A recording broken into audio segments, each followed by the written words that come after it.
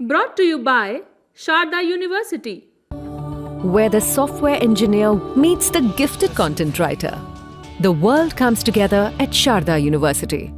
Netflix पर एक बहुत ही मशहूर सीरीज है ब्रेकिंग बैड। इसमें एक प्रोफेसर होते हैं जिनका नाम वॉल्टर वाइट। साइंस के टीचर होते हैं, लेकिन ये पढ़ाने के साथ अपने ज्ञान का इस्तेमाल ड्रग्स बनाने के लिए करते हैं। घर में ही लैब खोल लेते हैं और करोड़ों रुपए का बिजनेस करने लगते हैं। अब एक और कहानी सुनाते हैं। ये कहानी भी बिल्कुल वॉल्टर वाइट वाली सीरीज यानी ब्रेकिंग बैड से हूबहू मेल खाती है। दो टीचर रसायन विज्ञान यानी केमिस्ट्री पढ़ाने वाले भरपूर ज्ञान का इस्तेमाल कर घर में ड्रग्स का उत्पादन किया और 15 करोड़ रुपए छाप लिए। फर्क बस मामूली सा है, पहली कहानी फिल्मी है और दूसरी रियल। एक फर्क और है, फिल्मी कहानी अमेरिका में थी और असली स्टोरी हिंदुस्तानी खुराफाती दिमाग की उपज है, राजस्थान से है। अब आपको पूरी कहानी बताते हैं। हिंदुस्तान टाइम्स में छपी खबर के मुताबिक राजस्थान के श्री गंगानगर में मनोज भार्गव और इंद्रजीत नाम के दो टीचर्स को नारकोटिक्स कंट्रोल ब्यूरो यानी एनसीबी ने गिरफ्तार किया है। आरोप है कि इन दोनों ने एक फ्लैट में अवैध रूप से मेफेड्रोन बनाने की फैक्ट्री खोल ली। इतना ही नहीं, इन्होंने 2.5 महीने में ही 5 किलो ड्रग्स बेच दिया, जिससे 15 करोड़ रुपए की कमाई भी हुई। एनसीबी ने बताया कि श्री गंगानगर के एक अपार्टमेंट में ये दोनों टीचर एमडी यानी मेफेड्रोन बना रहे थे। एक की उम्र 35 साल है और वो एक प्राइवेट स्कूल में केमिस्ट्री पढ़ाता है। दूसरा 25 साल का है और सरकारी स्कूल में साइंस का टीचर है। दोनों की पिछले 15 सालों से दोस्ती भी है। दोनों पर लाखों का कर्ज था और उसे चुकाने के लिए इन्होंने ड्रग्स बनाने का फैसला किया। अब पुलिस को खबर कैसे लगी? दरअसल एनसीबी की टीम को श्री गंगानगर के रिद्धि सिद्धि एनक्लेव में ड्रीम होम्स अपार्टमेंट के एक फ्लैट को लेकर इनपुट मिला। टीम ने 8 जुलाई की सुबह छापा मारा। फ्लैट पर पहुंचते ही उनकी भी आंखें फटी रह गई, क्योंकि लगभग 780 ग्राम एमडी यहां पर मौजूद था। इसके अलावा वो सारे केमिकल और लैब इक्विपमेंट भी जो एक प्रोफेशनल सिंथेटिक ड्रग्स लैब में होते हैं, जैसे acetone, benzene, sodium hydrogen carbonate, bromine, methylamine, isopropyl alcohol, N methyl 2 pyrrolidone वगैरह। अब तक ये कहानी मजेदार लग सकती है, मगर हकीकत में ये खतरनाक है, क्योंकि ये ड्रग कोई मामूली चीज नहीं।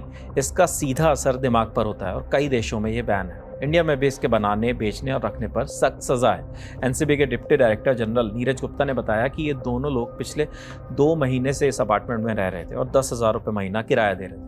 इनका रॉ मटेरियल यानी कच्चा माल दिल्ली से आता था, ऐसा बताया जा रहा है। पूछताछ में दोनों ने बताया कि उन्होंने अपना माल यानी ड्रग्स एक मिडिल मैन के जरिए बेचना शुरू किया था। अब वो मिडिल मैन कौन है, पुलिस अभी उसकी भी खोजबीन कर रही है। साथ ही ये भी पता लगाने की कोशिश की जा रही है कि अब तक इन्होंने कितना ड्रग्स बेचा और किन इलाकों में इसकी सप्लाई की। इस पूरे केस की एक दिलचस्प बात यह भी है कि एनसीबी ने हाल ही में देश भर की पुलिस को एक अलर्ट जारी किया था। उसमें कहा गया था कि भारत में कई जगहों पर ऐसे छुपे हुए लेबोरेटरी चल रही हैं जहां सिंथेटिक ड्रग बन रहा है। कुछ संकेत भी दिए गए थे, जैसे ऐसी बिल्डिंग जिनकी खिड़कियों पर काला पर्दा हो या बाहर से पूरी तरह ढकी हो, जहां के आसपास कैमरे लगे हों, अजीब किस्म की केमिकल जैसी बदबू आए, बिजली का ज्यादा बिल आ रहा हो, या फिर जहां लोगों ने आंखों में जलन या सिर दर्द की शिकायत की हो। एनसीबी के मुताबिक श्री गंगानगर वाला मामला इन्हीं संकेतों में फिट बैठता और इन्हीं के आधार पर उन्होंने इस लोकेशन का पता लगाया। अब सोचिए, एक तरफ स्कूल में टीचर बच्चों को विज्ञान पढ़ाने की तनख्वाह ले रहे थे और दूसरी तरफ रात में वही टीचर केमिकल मिक्स करके नशा करने वाला सामान बना रहे थे, और ये सब उन्होंने बिना किसी प्रोफेशनल ट्रेनिंग के भी किया।